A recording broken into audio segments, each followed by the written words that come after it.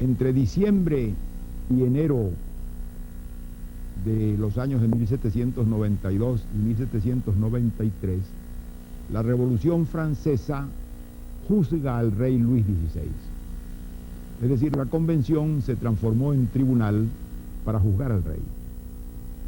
El rey estaba preso, había sido además depuesto de su condición de rey después de la tentativa de fuga que había realizado, y se trataba simplemente de que la convención convertida en tribunal decidiera qué se hacía con él. Se le condenaba a prisión, se le condenaba a muerte, se decidía en una o en otra forma, y eso va a resolverlo un cuerpo que se componía en aquel momento de 700 diputados. De modo que es un debate sumamente largo, prolongado, fatigoso y terrible, porque todos ellos se percataban de la importancia de lo que iban a hacer. En primer lugar, era la primera vez en la historia moderna de Europa, después del caso de Carlos II de Inglaterra, en que se va a juzgar a un rey. Hay que pensar lo que era un rey para los hombres del antiguo régimen, para los hombres anteriores a la Revolución. Era una figura de derecho divino, es decir, los reyes, era lo que ellos pensaban, los reyes reinaban porque Dios así lo había decidido. Era Dios quien decidía que un niño naciera hijo primogénito del rey y de la reina y heredara el trono. De modo que había una especie de acto de la divinidad. Luego representaban la legitimidad ininterrumpida. Eran los hijos, los nietos, los bisnietos, hasta el borrarse en lo más remoto del tiempo de la descendencia directa de los más remotos reyes que habían regido en el país. De modo que venía sobre ellos una línea de legitimidad inquebrantable que era la que le daba el poder, y esa noción del derecho divino que los revestía. De modo que eran inviolables, irresponsables, no podía pedírseles cuenta de nada, y no tenían que darle cuenta sino a Dios de su mandato sobre la tierra. Eran unos seres un poco sobrenaturales, y la mayoría del pueblo los veía con esa mirada sobrenatural. Eso llegaba a tal extremo que, por ejemplo, había la costumbre, que se prolongó por mucho tiempo, llegó hasta el siglo XIX, de que se pensaba que si un niño con escrófulas lograba tocar el manto del rey, se le curaban las escrófulas. A ese extremo llegaba esa noción de semidivinidad de la figura real. De modo que ese ser sobrehumano, ese ser en quien venía depositado por lo más remota raíz de la historia y por la intercesión divina, la legitimidad de todo el poder, a ese ser lo van a juzgar como se juzga a un criminal, y lo va a juzgar un cuerpo compuesto de 700 diputados. De modo que es difícil ese debate. En el fondo están todas estas limitaciones, todas estas dudas. Se puede juzgar al rey, se le puede condenar a muerte como un criminal. Es que había cometido crímenes Luis XVI. Evidentemente Luis XVI no había cometido crímenes. Luis XVI era un hombre de una gran bondad natural, un hombre honesto, un hombre serio, un hombre de vida privada irreprochable, un hombre bondadoso, bonachón, débil, de modo que no era un rey que había cometido atropellos y crímenes y violencia. Era muy difícil probarle a Luis XVI cuáles crímenes había cometido. Eran unas ideas un poco metafísicas las que podían invocarse, que había desconocido los derechos del pueblo, que había sido contrario a las obligaciones que podía tener con la nación francesa, pero no había ningún hecho concreto que le pudieran atribuir como un crimen, y como un crimen para que escogieran a la figura de un rey para juzgarlo y para condenarlo a muerte. De modo que es un debate encendido, en el cual es un cargo de conciencia para muchos de estos hombres, en tomar la decisión de votar y decidir qué se hacía con el rey. Esa votación se hace nominativa, es decir, cada uno de los 700 diputados tiene que subir a la tribuna y públicamente decir cuál es su opinión. ¿Se debe condenar al rey, sí o no? ¿Y se le debe condenar a muerte, sí o no? De modo que cada uno tiene que asumir esa posición. Muchos subieron a la tribuna y dijeron que estaban de acuerdo en que se le condenara, pero que se le condenaba con una suspensión de pena, es decir, que no se le ejecutara, sino que quedara como condenado a muerte, pero en suspensa la ejecución, de modo que no se llegara al hecho físico de guillotinarlo. Otros abiertamente se opusieron y dijeron que no se le debía condenar, que debían simplemente dejarlo preso como estaba, dejarlo en incapacidad de actuar, y ya no era rey por lo demás. Pero hay un momento en que un diputado va a subir a la tribuna a votar y se hace un silencio de muerte en toda la inmensa sala en que están los 700 diputados, y todo el mundo se queda esperando qué va a decir aquel hombre. Ese hombre que sube con cierta pesadez porque era gordo la escalera de la tribuna y va a tomar la palabra, es un personaje muy curioso. En ese momento el nombre que le dan y que le dan los diputados y que él ha adoptado es el nombre de Felipe Igualdad, Philippe Égalité. Este Felipe Igualdad, desde luego no se llamaba así, era nada menos que el duque de Orleans. ¿Y quién era el duque de Orleans? El primo del rey de Francia, el representante de lo que se llamó la rama menor de la dinastía francesa. De modo que era un príncipe de la sangre, como dicen los franceses, un cercano pariente del rey, que ha cambiado su nombre de duque de Orleans y que ha adoptado el nombre de Felipe Igualdad y que es un miembro de la convención porque se ha hecho revolucionario, porque él ha decidido hacerse revolucionario y radical y repudiar todo lo que es su pasado y lo que es su nombre y lo que es su posición. Entonces, cuando él sube a la tribuna, se hace un silencio muy grande. ¿Qué va a decir el duque de Orleans? ¿Qué va a decir el descendiente de los reyes de Francia? ¿Qué va a decir el primo del rey con respecto al destino de Luis XVI? ¿Qué se va a hacer con él? ¿Va a abstenerse de votar, como muchos piensan que sería su obligación, y nadie le reclamaría lo contrario? Incluso sus propios compañeros políticos de la montaña lo piensan así. Él sube a la tribuna y después de una exposición muy breve dice: yo voto por la muerte. Los testigos dicen que hubo una especie de expresión sensible que se midió y se sintió de horror de la concurrencia. ¿Cómo era posible que un hombre de la dinastía francesa, que un príncipe de la casa de Francia, que un primo del rey, hubiera llegado a ese extremo de votar por la muerte del rey? Esto ha constituido desde luego un caso casi único en la historia y ha configurado en la figura de Felipe de Orleans un caso extremo. ¿Quién era este hombre y por qué llegó a eso? En primer lugar, habría que pensar en quiénes eran los Orleans. El rey Luis XIII de Francia, que fue el segundo de los Borbones en el trono de Francia, tuvo dos hijos. El hijo mayor fue Luis XIV y el hijo menor se llamaba Felipe, y a él le dio el título de duque de Orleans, a su segundo hijo.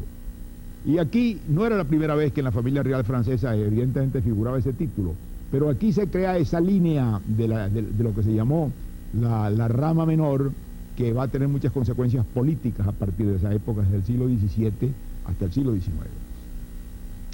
Ese Felipe de Orleans, hermano menor de Luis XIV, a quien él hace duque de Orleans, es un hombre que no va a crearle mayores problemas políticos a Luis XIV, porque era un hombre de poca ambición política, el rey lo va a mantener distraído en sus placeres dudosos y en sus actividades palaciegas.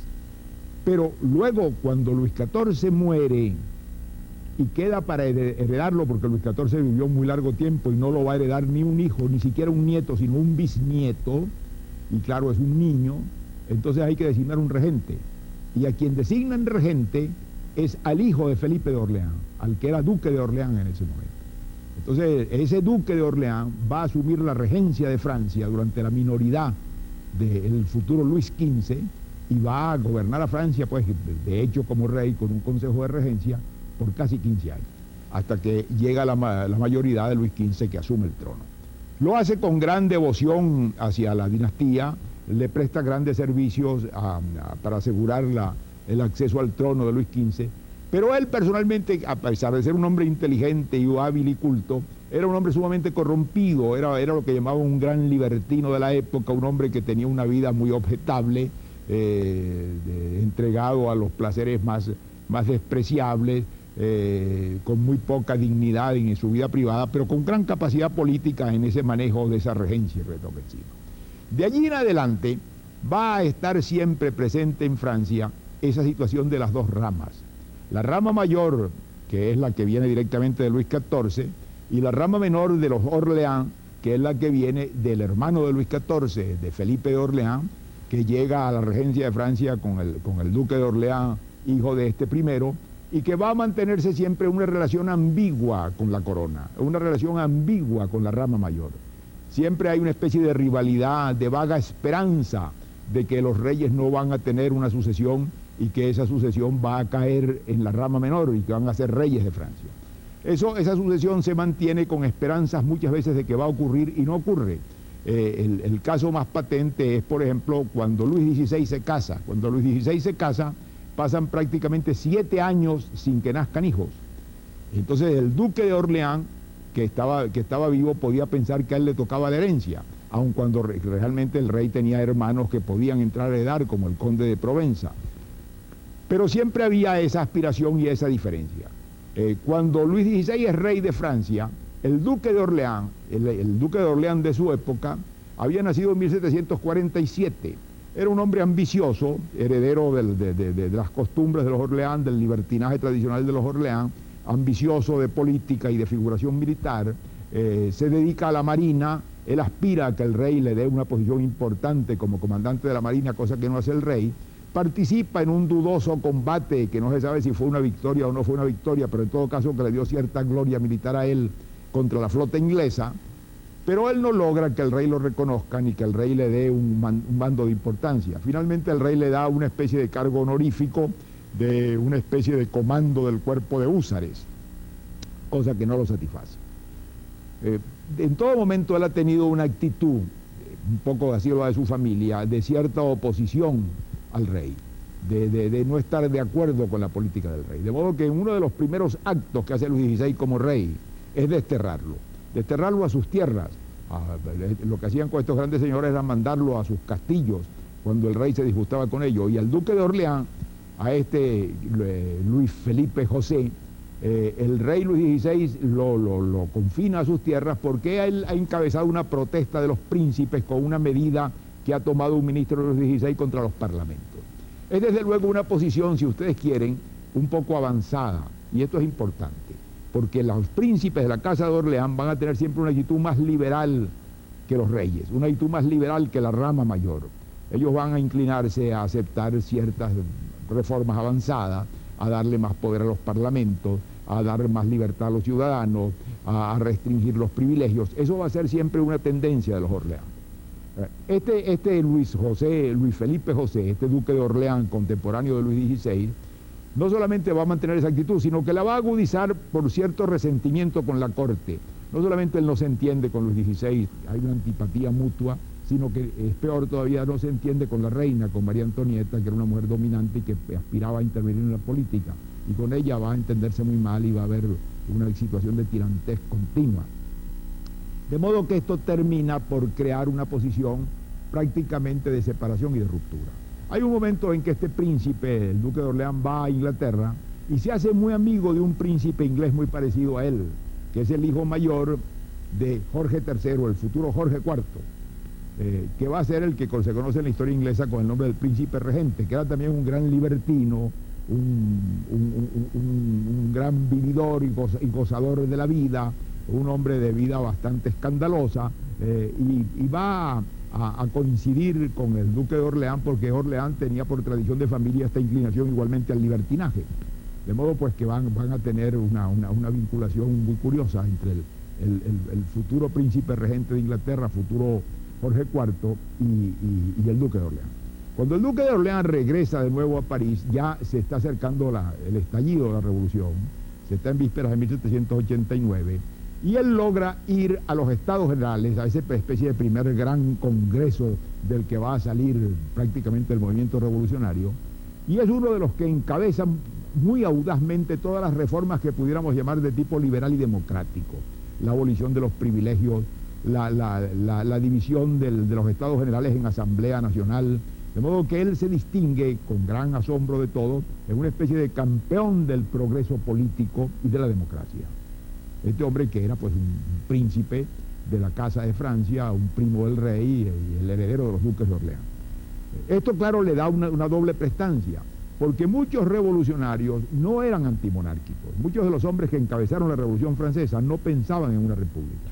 Ellos pensaban en una monarquía constitucional a la inglesa, es decir, un rey que fuera más bien la personificación de la nación, sin poder de gobernar, con muy poco poder de gobierno, bajo el cual gobernara con un control parlamentario un primer ministro, responsable él y que podía ser puesto en minoría y terminar su mandato cuando el Parlamento lo decidiera. Esto era lo que tenían en mente, ¿verdad? Crear un régimen de libertades públicas a la inglesa conservando a la monarquía. Y esto fue posible hasta un momento dado. Desde luego que un gran campeón de esta idea era el duque de Orleans, y el duque de Orleans incluso pensaría en el fondo que él era un buen candidato. Si Luis XVI se hacía inaceptable, si Luis XVI se enemistaba con los hombres de las nuevas ideas y las nuevas tendencias, era muy fácil que se lograra que abdicara a los 16 y que entonces pasara la corona al duque de Orleans, que podía, pues por sus convicciones, por sus antecedentes, personificar a gusto de la inmensa mayoría la figura de ese rey constitucional que estaban buscando. Esta posición él la mantiene, en el fondo lo halaga, y es un poco lo que lo decide hacer todos estos extremos de aparentar que es más revolucionario que nadie, que es más demócrata que nadie. Se inscribe en los clubes revolucionarios, es amigo de los montañeses, termina inscribiéndose en el club de los jacobinos, y termina por último porque los electores de París así se lo imponen, cambiándose el nombre. Es decir, ya no se va a llamar el duque de Orleans, ya no va a ser el príncipe Luis Felipe de Borbón, sino que va a ser simplemente Felipe Igualdad, Philippe Égalité. Es decir, no podía haber una voltereta más grande.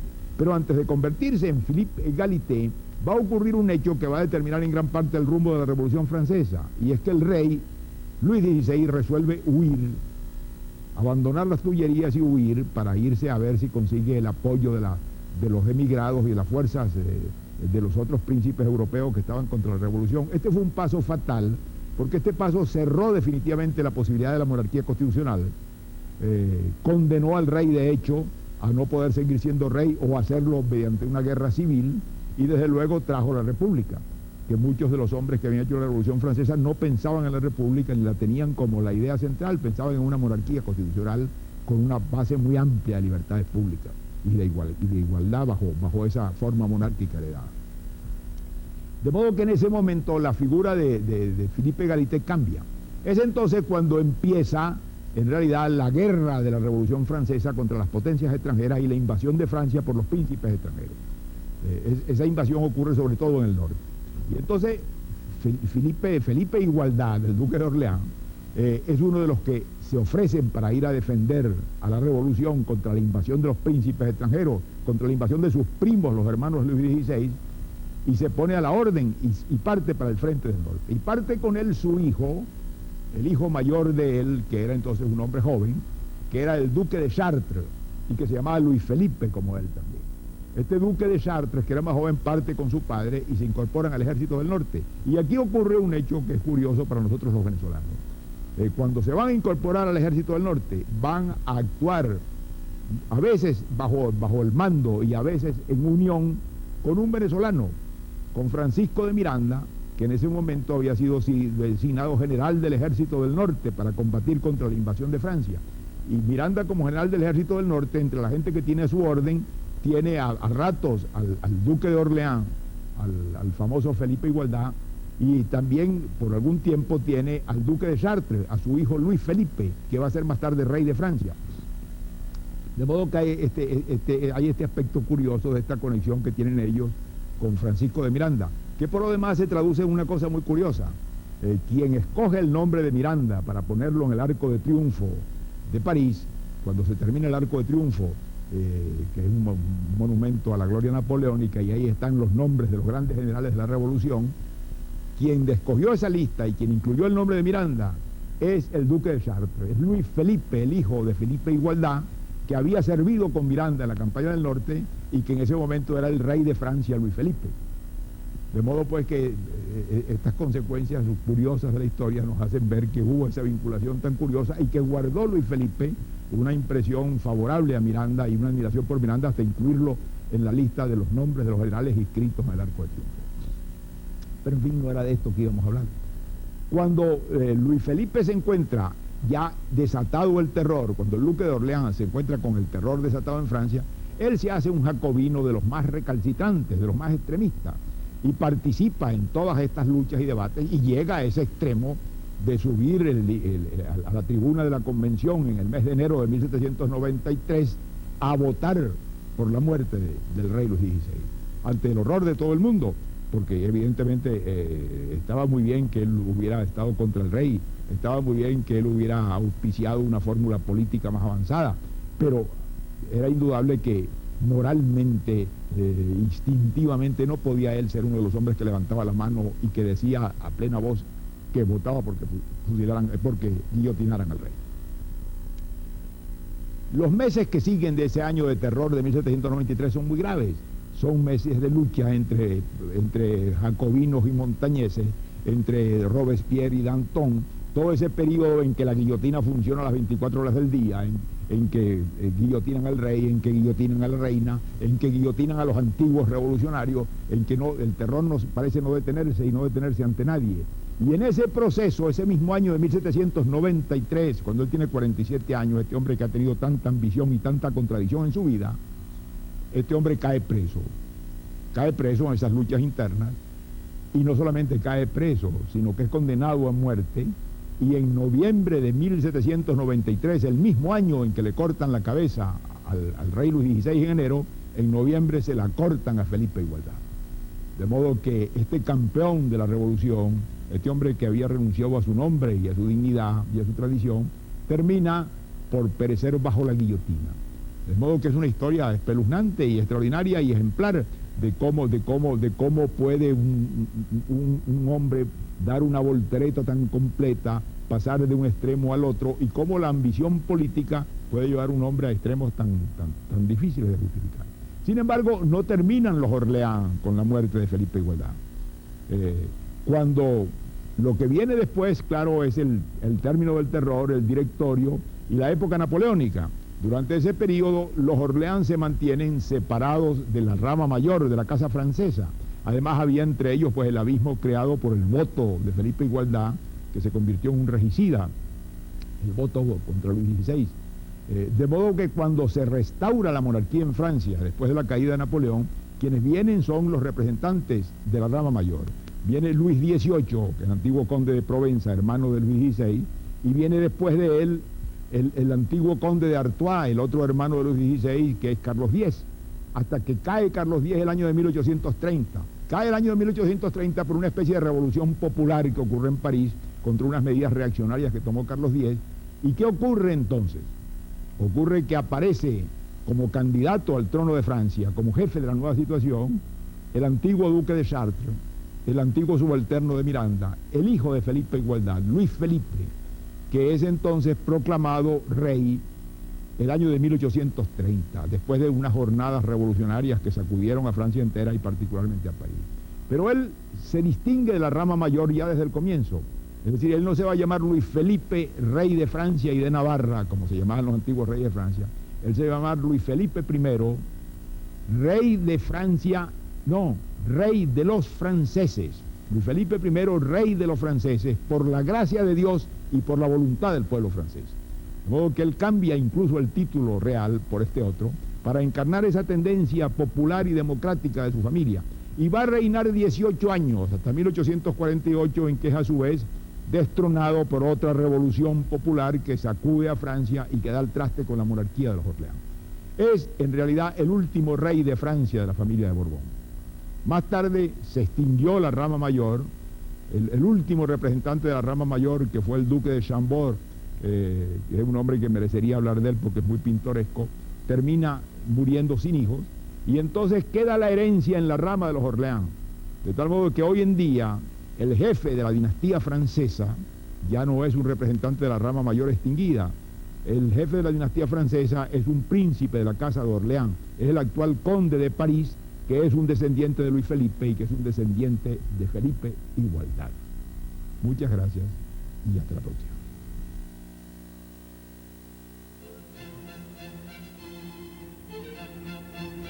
A las 9:30 de la noche, mañana por Venezolana de Televisión, su canal, les invitamos a ver Barney Miller.